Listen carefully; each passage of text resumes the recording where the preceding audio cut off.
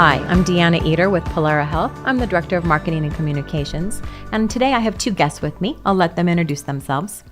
Thanks, Deanna. My name is John Schuderer. I'm a retired mental health and substance abuse counselor, former chairperson of the Suicide Prevention Coalition of Yavapai County, and I currently call myself a suicide prevention advocate. And I'm Kelly Lee. I'm the program coordinator for the Suicide Prevention Coalition of Yavapai County. Today we're going to talk a little bit about a hard subject, but an important subject, and we're going to talk about our statistics here in Yavapai County. We're going to talk about an event we did and are continuing to do in our community called My Ascension, and then we're going to talk about the new 988 crisis suicide hotline that's starting July 16th. So John, I think you're going to start with our statistics today. Yeah, I don't want to bore anybody with a whole bunch of numbers, but I just wanted to bring up a couple of points. One was last year in 2021, we had 74 suicides in our county. 64 of those were males, 10 were females. And we had 2 in the age range of 11 to 18. Our youth are at high risk for suicide. Anecdotally, I'm hearing that there's a large increase in numbers of students and young people coming into ERs for suicide, where suicide prevention, suicide ideation, and depression, that sort of thing. We also have a high number of folks from the elderly range, from 70 to 99. Actually, we had 16 folks die by suicide in that range last year.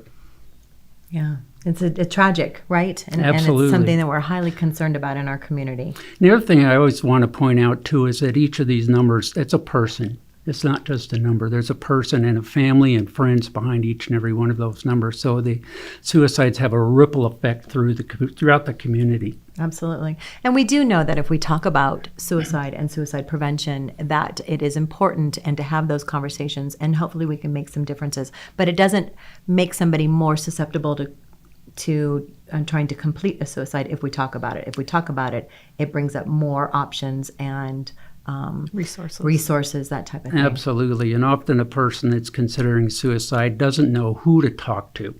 So as folks offer themselves and ask some serious questions about, are you considering harming yourself? Are you considering dying by suicide? That opens the door for them, for the other person to say, here's someone who's willing to listen to what I have to say, because often they don't know who to talk to. Absolutely. Yes. Yeah. So we did an event at Yavapai College in May, and so Kelly's going to talk a little bit about the event that we did and then what we're going to continue doing in this community around the My Ascension documentary. So John brought a movie to my attention and to the coalition's attention, and it's called My Ascension, and we're grateful that you found it. You're welcome. It's an amazing documentary. So it's a documentary about Emma. Emma survived her suicide attempt when she was 16, and the documentary is recorded pretty much less than 6 months after her attempt, and so it documents her process through healing, through her journey, through what she's learned, what she wants to learn. She took a journey through knowing why she did it, how she got there, how it affected her family, and then what she can do to make a positive impact in her community and in her high school. Absolutely. And so we brought the movie to Yavapai College, and we invited the community to come and watch, and we brought professionals to be on hand for everybody in the audience. And it's a very powerful movie. I was fortunate enough to get a preview of it prior to us showing it, and it's very well done. It affects everyone. If you're a parent, it's really hard to watch, but it's something to learn from, and I think it gives our young folks a voice. Absolutely, yes. And Emma actually suffered from depression and anxiety and didn't talk to anybody about her depression and anxiety. And in a moment's notice, in a moment of crisis, she chose to grab her father's gun and shoot herself. So she's now living in a wheelchair. She has suffered paralysis in her legs and one of her arms. And so she talks about her process and what she's doing out in her communities now to make a difference. Yes, and I felt like it was, you're going through this story with her, and you're emotional about it, But then when you see what she's trying to do to learn from it and to grow and to help others, and then, she wasn't just, here's my story. She's, what can we do in our communities? How can we reach our kids? What can we do to give the kids a voice? And bring the Hope Squad, Yes. which is a nationally recognized program, peer-to-peer, that high schools can bring into their districts to help kids help other kids. Absolutely. Yeah, which is so important. That peer-to-peer relationship is a very important relationship. If I may jump in just for Please. a second, because you mentioned she used a firearm to commit or attempt her suicide, and that's another huge thing in our county. Let me grab my numbers here real quick. Of those 74 suicides last year, 55 of them involved gunshots or firearms. And the national, and that, if you do the percentages, it's 74% of our suicides in our county were by firearm. The national average is right around 53%. So you can see the huge number of increase in firearms usage in our county, and that's typical of Western states anyway. But the point I want to make is that it's really important to talk about firearm safety as it relates to suicide prevention. Absolutely. And often people will say, well, you're not going to take my firearms. And right now, firearms are a huge, huge topic. And it's not about taking away anyone's firearms at this point. It's about safety. Absolutely. And our young people, most of them probably know where your guns are. If you own guns, they know where they are, and they probably know the combination or know where you keep the keys. So change the combination frequently, move the keys.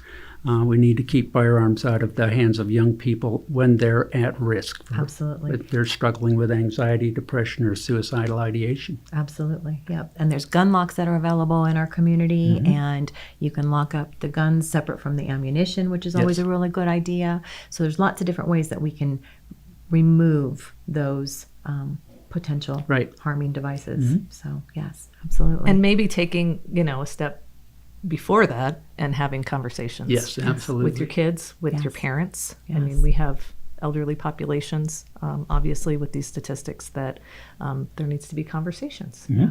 Yes. And we actually, through our organizations, purchased the rights to the movie My Ascension. So talk a little bit about how we can get it out to our communities and what we're doing. Sure. So we decided to bring the movie to Yavapai College. We did a large event, but it doesn't have to be that large.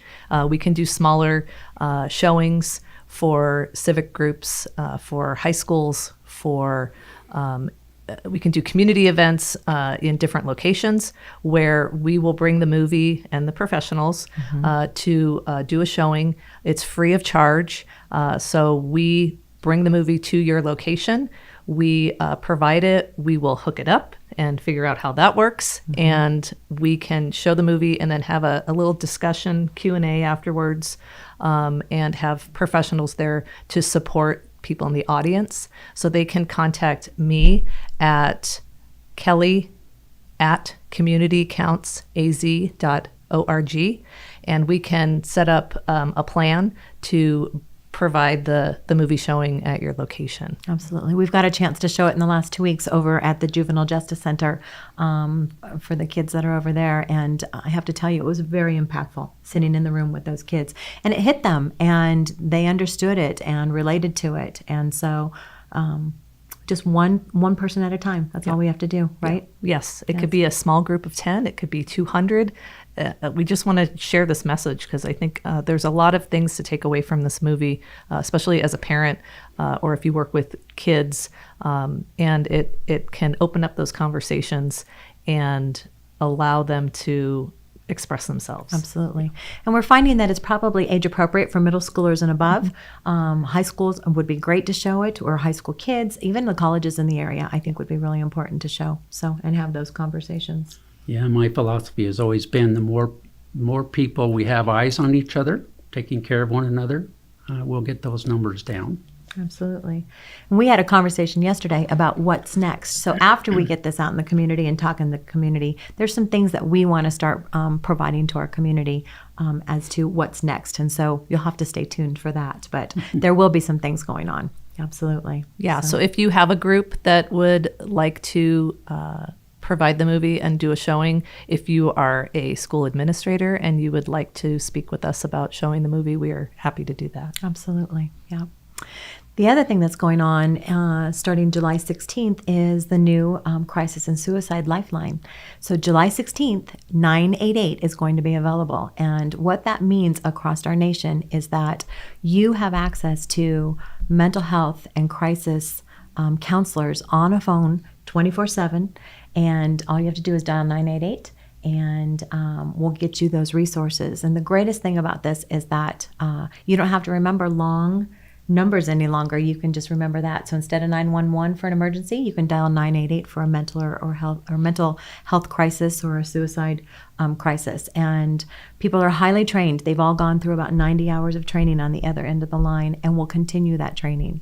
So Solari, who was Crisis Response Network, who handled our 211 here in the state of Arizona, is actually taking over our contract. So it's a watershed moment, as the CEO of Solari says, Justin Chase, and it's a benefit to our whole nation to be able to have access to 988. Absolutely. I just think it's so much easier for someone in crisis to remember 988 and to be able to pick up the phone and dial that. It's been a long time coming. For many years, we handed out, little cards with all the crisis numbers on them, and it's like, what number do I call? So finally, we have a single number. It'll get you connected to the right place. Absolutely. Now, is this age restricted? Not that I've heard of. I think anybody can call, and you can call for yourself if you're in crisis. You can call for a family member or a friend.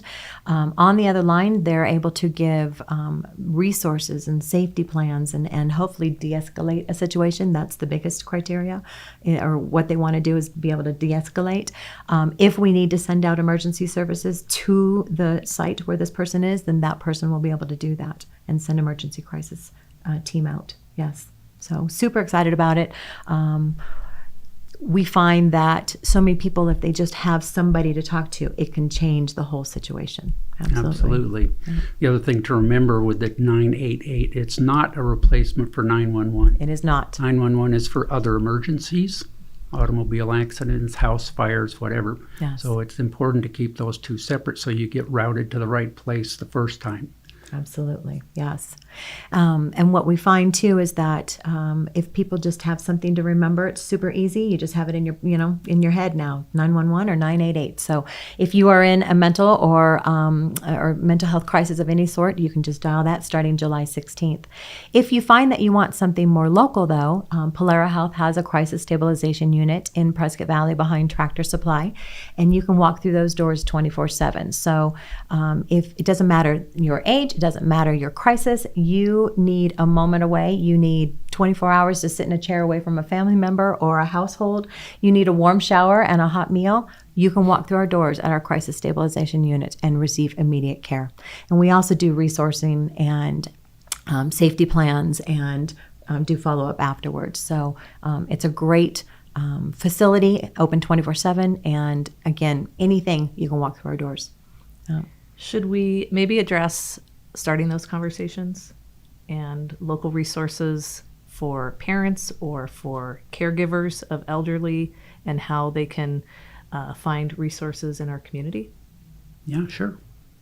You're looking at me. I am.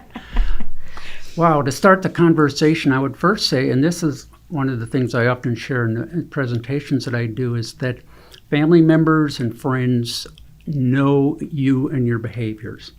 And so they have good eyes and good ears. And when something starts to change fairly radically, then it's time to start. I always call that a little yellow flag, or sometimes it's a big red flag, to start a conversation, asking questions and not trying to guilt the other person. Someone might say, I'm really feeling depressed today, or I just don't want to be here anymore. And then sometimes someone might say something like, well, you shouldn't feel that way. That doesn't work because they're feeling that way, obviously. So a better question might be something like, well, tell me a little bit more. What's going on? What are you struggling with? And just try to validate what that person is going through. That goes a long way, too. And based on where the conversation goes, then you can ask that question, are you considering harming yourself? I always suggest asking the much tougher question, are you considering killing yourself or taking your life by suicide? That's much more direct rather than harming yourself, because that means a lot of different things. That's a hard question. It is. I just had a conversation with a friend yesterday who has another friend who's elderly and isolated, and I said, do you have it within you to ask him that question? Yes. He says, gosh, I don't know.